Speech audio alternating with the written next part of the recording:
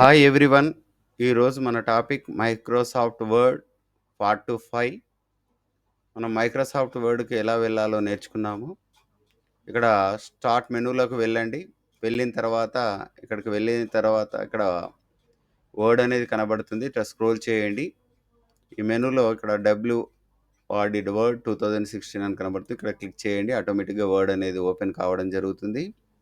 లేదు అనుకుంటే మీకు ఇక్కడ షార్ట్కట్ చెప్పాను. విన్ వర్డ్ WIN అని వర్డ్ అని టైప్ చేసిన తర్వాత ఇక్కడ విన్ వర్డ్ అని మీద క్లిక్ చేయొచ్చు. మీరు ఏ విధానంలో వెళ్ళినా ఓకే, బోత్ ఆర్ సేమ్. ఇప్పుడు మనకు డాక్యుమెంట్ అనేది ఓపెన్ అయింది. ఇందులో బ్లాంక్ డాక్యుమెంట్ అడుగుతుంది, లేదా ఆల్రెడీ క్రియేటెడ్ లెటర్స్ కనబడతాయి. ఇందులో నేను బ్లాంక్ డాక్యుమెంట్ మీద తీసుకుంటున్నాను. మనం ఈరోజు లేఅవుట్ గురించి చూద్దాం. ఫస్ట్ లేఅవుట్ అనేది మనం ప్రీవియస్ క్లాస్లో నేర్చుకున్నాము. ఈ లేఅవుట్లోకి వెళ్ళినట్టయితే మనకు ఇక్కడ మార్జిన్స్ అని, ఓరియంటేషన్ అనేది కనబడుతుంది. ముందైతే మనం ఒక కమాండ్ యూజ్ చేద్దాము. ర్యాండ్ ఏమంటున్నాము? Rand bracket open close. ఇక్కడ ఎక్స్ట్రా మ్యాటర్ అంటే ఇంకెక్కువ మొత్తంలో మ్యాటర్ కావాలనుకున్నప్పుడు మీరు ఏమన్నారు? 20,20 అనేది తీసుకున్నారు. Bracket close, enter. ఇక్కడ పేజెస్ను చూడొచ్చు. ఎన్ని పేజెస్ వచ్చాయి? 7 పేజెస్ వచ్చాయి. ఇప్పుడు దీని మీద ప్రాక్టికల్ మనం చేద్దాము. ఈ 7 పేజెస్ మ్యాటర్లో ఫస్ట్ వన్ మీరు చేయాల్సింది ఏంటిదంటే పేజీకి మార్జిన్స్ సెట్ చేయడం. లేఅవుట్లో ఏముంది? ఫస్ట్ వన్ మార్జిన్స్ ఎన్ని ఉన్నాయి పేపర్కు అంటే 4 మార్జిన్స్ ఉంటాయి. ఆ మార్జిన్స్ ఏంటియో చూద్దాం. ఇక్కడ మార్జిన్స్లోకి వెళ్ళండి. వెళ్ళిన తర్వాత ఇక్కడ నారో అని, నార్మల్ అని ఇలా ఉంది. ఈ సెంటీమీటర్స్లో ఉంది. 2.54 సెంటీమీటర్స్. ఇక్కడ నార్మల్లో 4 సైడ్స్ సమానంగా ఉంది అన్నమాట. ఇక్కడ క్లిక్ చేస్తే మార్జిన్ అనేది ఏమవుతుంది? పేపర్కు 4 సైడ్స్ సమానంగా రావడం జరుగుతుంది. అంటే గ్యాప్, బార్డర్ అంటాం దీనిని. ఇలా తీసుకోవడం వల్ల డాక్యుమెంట్ అనేది నీట్గా ఉంటుంది. మార్జిన్ తీసుకోవాలి.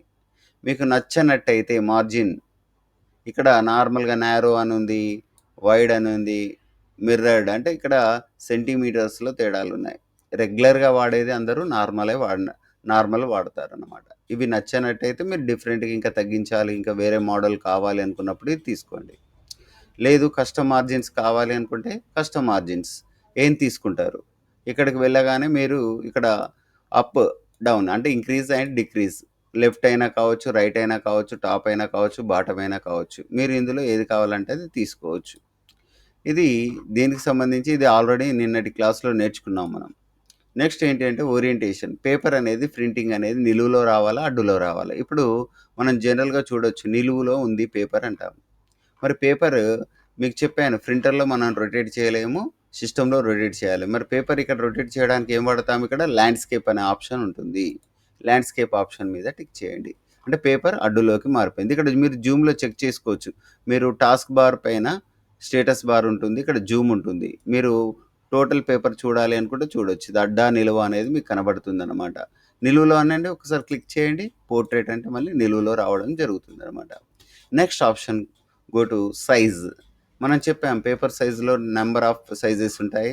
ఒకటి A4 అని, లీగల్ అని, లెటర్ అనేది ఉంటుంది. ఇందులో రెగ్యులర్గా ఆఫీస్లో వాడే పేపర్ A4. దానికంటే కొద్దిగా లాంగ్ పేపర్ కావాలనుకున్నప్పుడు లీగల్ సైజ్ అనేది తీసుకుంటారు. లేదు నాకు షార్ట్ చాలా అంటే స్మాల్ నేను సెలెక్ట్ చేసుకుంటాను సైజ్ అనుకున్నప్పుడు ఇక్కడ మోర్ పేపర్ సైజెస్ అనేవి ఉండడం జరుగుతుంది. ఈ మోర్ పేపర్ సైజులోకి వెళ్ళినప్పుడు మనకి ఇక్కడ అడుగుతుంది విడ్త్ ఎంత తీసుకుంటావు, హైట్ ఎంత తీసుకుంటావు. ఇప్పుడు 21 సెంటీమీటర్స్ ఉంది అక్కడ. నేనేం చేస్తున్నానంటే 10 సెంటీమీటర్స్ విడ్త్ తీసుకుంటున్నాను. హైట్ వచ్చేసేసి 12 సెంటీమీటర్స్ తీసుకుంటున్నాను. తీసుకొని మీరు ఓకే అన్నారనుకోండి, మీ పేపర్ సైజ్ కూడా అలానే మారిపోతుంది.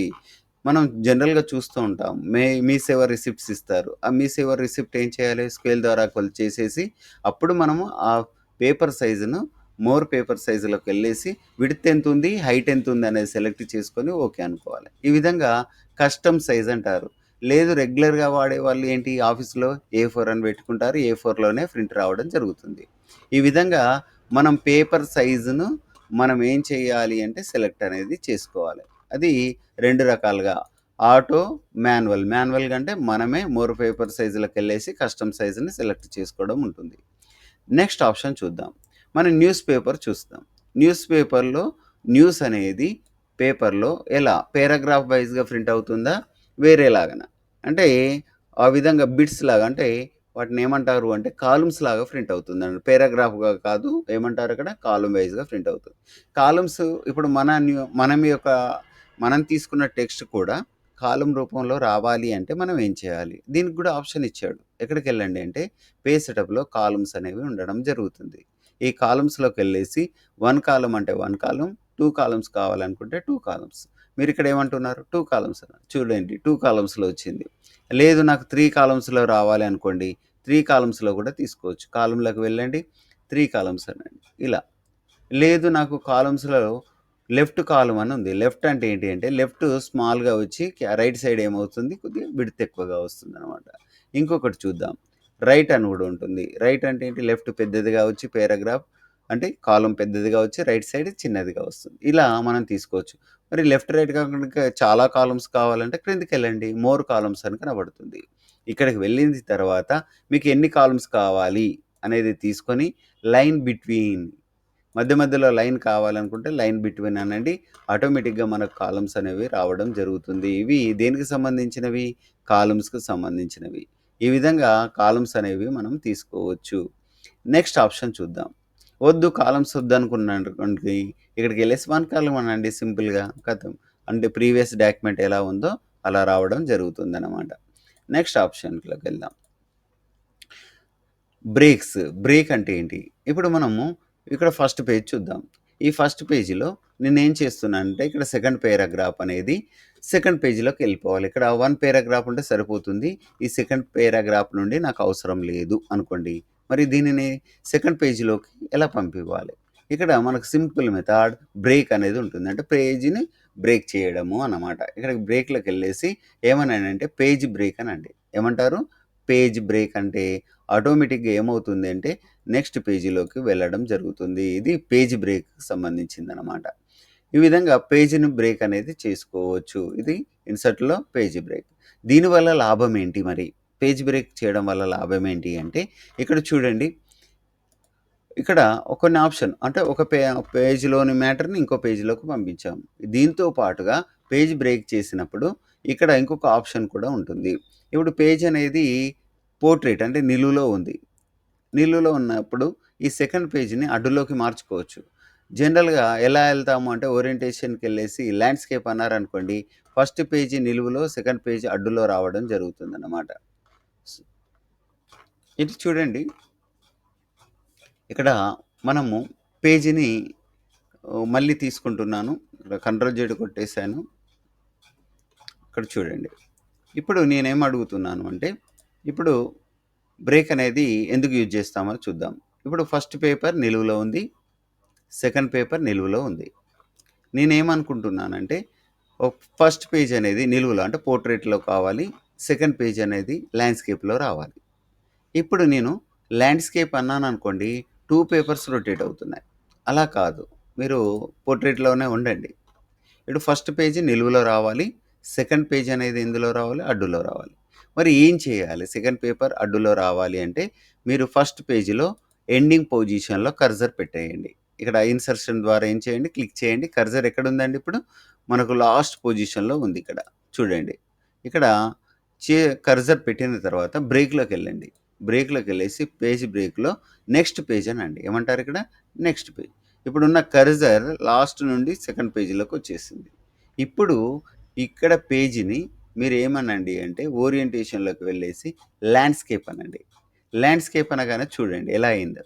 అంటే ఫస్ట్ పేజీ నిలువులో వచ్చేసింది. సెకండ్ పేజీ అడ్డులో వచ్చింది. లేదు థర్డ్ పేజ్ మళ్ళీ నీకు నిలువులో రావాలనుకోండి. Second position end of the దగ్గర కర్సర్ పెట్టేసేసి మళ్ళీ ఏమనండి అంటే బ్రేక్‌లోకెళ్ళేసి నెక్స్ట్ పేజ్ అనండి. నెక్స్ట్ పేజ్ అనగానే మళ్ళీ సెకండ్ పేజ్‌లోకి వచ్చేసి దీనిని మళ్ళీ నిలువులో రావాలి అనుకుంటే ఏమంటారు? ఓరియంటేషన్‌లోకెళ్ళేసి ఏమంటారు? పోర్ట్రెయిట్. ఈ విధంగా మనకు కావలసిన విధంగా మనం పేపర్‌ను సెట్ చేసుకోవచ్చు. ఈ విధంగా రొటేషన్ చేయడానికి ఇది యూజ్ అవుతుంది. ఇది బ్రేక్‌గా మనం వాడొచ్చు. నెక్స్ట్ ఆప్షన్ చూద్దాం. Line numbers. లైన్ నెంబర్స్ అంటే ఏంటి? ఇక్కడ ఎప్పుడైనా గుర్తుంచుకోండి. మనం టెక్స్ట్ టైప్ చేసాము. టెక్స్ట్ టైప్ చేసిన తర్వాత ప్రతి లైన్‌కి నంబర్ ఇవ్వాలనుకుంటున్నాను. లైన్ నంబర్ ఎలా ఇస్తారు? ఇక్కడ లైన్ నంబర్‌కెళ్ళేసేసి కంటిన్యూయస్ అనండి. కంటిన్యూయస్ అనగానే ఆటోమేటిక్‌గా లైన్ నంబర్స్ అనేవి రావడం జరిగింది. ఎంతవరకొచ్చాయి? 47. ఇక్కడ 47 అని వచ్చింది. మరి 48 వచ్చిందంటే ఇది సెక్షన్ బ్రేక్ అయిపోయింది ఇక్కడ. లేదు ఇక్కడ గూడా మనం ఇంతకుముందు బ్రేక్ చేసాం గదా! ఇక్కడ గూడా లైన్ నంబర్స్ కావాలంటే ఏమంటారు? కంటిన్యూ అన్నారు. మీరు ఇక్కడ కంటిన్యూ అనగానే ఇక్కడ వచ్చింది చూడండి 47 తర్వాత 48 అనొచ్చింది. ఇది ఎందుకొచ్చేసింది? అంటే పేజీ నంబర్స్, లైన్ నంబర్స్ అనేవి కంటిన్యూ చేసుకోవచ్చు. లేదు రీస్టార్ట్ ఈచ్ పేజ్ అన్నారనుకోండి, ప్రతి పేజీకి మళ్ళీ స్టార్ట్ అవుతుందన్నమాట. ఈ విధంగా పేజెస్ నంబర్‌ని అంటే పేజీ నంబర్స్ కాదు, లైన్ నంబర్స్ అన్నమాట. ఈ విధంగా ఎక్కడున్నాయి ఇవన్నీ ఆప్షన్స్ లేఅవుట్‌లో వీటినేమంటారు? లైన్ నంబర్స్‌లో కంటిన్యూయస్ అంటే కంటిన్యూయస్, రీస్టార్ట్ ఈచ్ సెక్షన్ అంటే రీస్టార్ట్ ఈచ్ సెక్షన్ అనేది మనం చేసుకోవచ్చు. ఈ విధంగా పేజీ నంబర్స్ అనేది మనం యూజ్ చేసుకోవచ్చు. నెక్స్ట్ ఆప్షన్‌లోకి వెళ్దాం. లైన్ నంబర్స్ వద్దనుకోండి ఇక్కడికెళ్ళేసి ఏమంటారు ఇక్కడ? నన్ ఏమనండి? నన్ అనగానే ఆటోమేటిక్‌గా దాని నుండి లైన్ నంబర్ ప్రతి పేజీలో అనాలి. ఎందుకంటే ఇది బ్రేక్ చేసాం కదా ఇంతకుముందు. బ్రేక్ చేయకపోతే నో ప్రాబ్లమ్. ఇంకొకటి చూద్దాం. మళ్ళీకేమన్నా డౌట్ ఉంటే మళ్ళీ ఒకసారి గో బ్యాక్. న్యూలోకెళ్ళండి. ఇక్కడ ఏమంటారు? ఇక్కడికేసి ఈక్వల్ టు చెప్పండి. ర్యాండ్ ఏమనండి? Equal to rand bracket open, close. ఇంకా కొద్దిగా ఎక్కువ మ్యాటర్ కావాలంటే 20, 20 బ్రాకెట్ క్లోజ్ చేసామంటారు.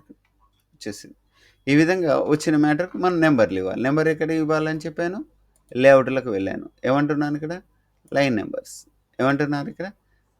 కంటిన్యూయస్ లేదా restart each page. Each page అంటే ఏమవుతుంది? ప్రతి పేజీకి నెంబర్ స్టార్ట్ అవుతూ ఉంటుంది. ఎంతవరకు వస్తే అంతవరకు. లేదు నాకు కంటిన్యూయస్‌గా రావాలి అనుకుంటే ఏం చేస్తారు? కంటిన్యూయస్ మీద టిక్ చేయండి. లైన్ నెంబర్స్ కంటిన్యూ అవుతాయి. లైన్ నెంబర్ వద్దనుకోండి ఏమంటారు? నన్. అంతే సింపుల్. ఈ విధంగా లైన్ నెంబర్స్ అనేది ఇవ్వచ్చు. Next one హైపన్స్. హైపన్ అనేది ఎందుకు వాడతాం? మనం జనరల్‌గా నోట్స్‌లో మనము రిటర్న్‌గా రాస్తూ ఉన్నప్పుడు ఏంటి అంటే నోట్స్‌లో రాస్తున్నప్పుడు ఇక్కడ end of the word complete కానట్టయితే మనము హైపన్ ఇచ్చేసి రిమైనింగ్ మ్యాటర్ కింద రాస్తూ ఉంటాము. ఇప్పుడు నేను చూయిస్తాను. మీకు ఇక్కడ హైపన్ మీద టిక్ చేస్తాను. హైపన్ మీదకెళ్ళేసేసి ఆటోమేటిక్ అంటున్నాను. దీని యొక్క ఫాంట్ సైజ్ నేను ఇంక్రీజ్ చేద్దాం. ఉదాహరణకు సెలెక్ట్ ఆల్ తెలుసు కదండీ! ట్రిపుల్ క్లిక్ చేస్తే ఏమవుతుంది? సెలెక్ట్ ఆల్ అవుతుంది. ఇప్పుడు హోమ్‌లోకి వెళ్ళాను. దీని యొక్క సైజ్‌ని ఇంక్రీజ్ చేస్తున్నాను. హైపన్ పెట్టేసాను ఇక్కడ చూడండి. హైపన్ పెట్టగానే ఇక్కడ చూడండి ఫర్ ఎగ్జాంపుల్ అంటే ఈఎక్స్ ఇక్కడ వచ్చింది. హైపన్ పెట్టేసి మిగతా రిమైనింగ్ లెటర్స్ ఏం చేశాను? నెక్స్ట్ లైన్‌లోకి వెళ్ళిపోయాయి. వీటినే హైపన్స్. ఎప్పుడైనా కాంటెంట్‌లో మనం ఇక్కడ ఎండ్ ఆఫ్ ది పొజిషన్‌లో సరిపోనప్పుడు ఒక వర్డ్ ఇక్కడ గ్యాప్ వస్తుంది. దీన్ని హైపన్ తీసుకొని తర్వాత రిమైనింగ్ ఇక్కడ వర్డ్ టైప్ చేస్తా అని అనుకున్నప్పుడు ఇక్కడ ఏం వాడొచ్చు? హైపన్ అనే కమాండ్‌ను వాడతామనమాట. ఈ హైపన్ వద్దనుకోండి నన్ అనొచ్చు. మాన్యువల్ అంటే మీరే టిక్ చేసి ఏ పదానికి మీరు హైపన్ అనేది ఇస్తారు అనేది మీరు తీసుకోవాలి. వద్దనుకున్నప్పుడు ఏమంటారు ఇక్కడ? నన్ అనండి. హైపన్స్ అనేవి వెళ్తాయన్నమాట. నెక్స్ట్ ఇక్కడ హైపన్ కూడా కంప్లీట్ చేసుకున్నాం. తర్వాత పేరాగ్రాఫ్ ఇండెంట్ అంటే ఇండెంట్ అంటాము. ఇండెంట్‌లో ఏంటి అంటే మనం పేరాగ్రాఫ్ లెఫ్ట్ పొజిషన్ నుండి మూవ్ చేయొచ్చు. అంటే గ్యాప్ అనేది లెఫ్ట్ మార్జిన్ అనేది పెంచుకోవచ్చు. లేదు రైట్ నుంచి పెంచాలనుకుంటే రైట్ నుంచి కూడా పేరాగ్రాఫ్ యొక్క మార్జిన్ అనేది మనం పెంచుకోవచ్చు. అంటే ఇక్కడ నుండే మన పేరాగ్రాఫ్ ట్యాబ్ లాగా యూజ్ అవుతుందన్నమాట. ఇక్కడ నుండే టెక్స్ట్ అనేది టైప్ అవుతుంది. ఇక్కడి వరకు వైట్ మనకి ఎప్పుడైనా చూడండి స్కేల్ ఎక్కడ ఇంచెస్ అయితే స్టార్ట్ అయిందో అక్కడ నుండే రావాలి టెక్స్ట్. ఇది ఎందుకు గ్యాప్ వచ్చింది అంటే ఇక్కడ సింబల్ అంటే ఇక్కడ మీరు లెఫ్ట్ సైడ్ ఏదో సెట్ చేసుకున్నారు అని అర్థం. ఎంత ఉండాలి అది? ఎప్పటికి జనరల్‌గా 0 ఉంటే వైట్‌గా స్కేల్ కనబడుతుందండి. ఇది అంతా బ్లాక్‌లో ఉన్నది మార్జిన్ అనమాట. ఈ వైట్ పొజిషన్‌లో ఉన్నదన్నమాట టెక్స్ట్ ఏరియా అనమాట. ఈ విధంగా మనం లెఫ్ట్ మార్జిన్, రైట్ మార్జిన్ ఏమైనా పెంచాలి అనుకున్నప్పుడు ఇక్కడ మనం ఏం చేయాలి ఇక్కడ 0గా పెట్టేస్తే 0గా ఉంటుంది. లేదు మీకు గ్యాప్ ఇంకా కొద్దిగా కావాలి అనుకున్నప్పుడు అక్కడ పాయింట్స్ అనేది పెంచండి. అర్థమైంది కదండీ! ఇది లెఫ్ట్, రైట్. నెక్స్ట్ ఏంటంటే స్పేసింగ్. పేరాగ్రాఫ్ మధ్యలో గ్యాప్ రావాలి అనుకున్నప్పుడు పేరాగ్రాఫ్ బిఫోర్, ఆఫ్టర్ అనేది 2 కమాండ్స్ ఉంటాయి. ఇక్కడికి వెళ్ళండి. పేరాగ్రాఫ్ మధ్య దూరం పెరగాలి. ఇక్కడ 2 పేరాగ్రాఫ్స్ కనబడుతున్నాయి. ఒక 3 పేరాగ్రాఫ్స్ ఉన్నాయి. గ్యాప్ పెరగాలి అనుకోండి బిఫోర్, ఆఫ్టర్ అని ఉంటుంది. పేరాగ్రాఫ్ ముందు, పేరాగ్రాఫ్ ఆఫ్టర్ అంటే తర్వాత. ఈ విధంగా పేరాగ్రాఫ్ మధ్య గ్యాప్ పెంచడానికి ఇక్కడ చూడండి పెరిగిపోయింది. ఈ విధంగా పారాగ్రాఫ్ మధ్య దూరాన్ని పెంచడానికి ఇక్కడ బిఫోర్, ఆఫ్టర్ అనేది యూజ్ చేస్తారు. ఓకేనా అండి? ఇప్పటివరకు అర్థమైంది కదండీ! దీంతో ఈ సెషన్ ముగిద్దాం. నెక్స్ట్ క్లాస్‌లో మళ్ళీ కలుసుకుందాం. Thank you.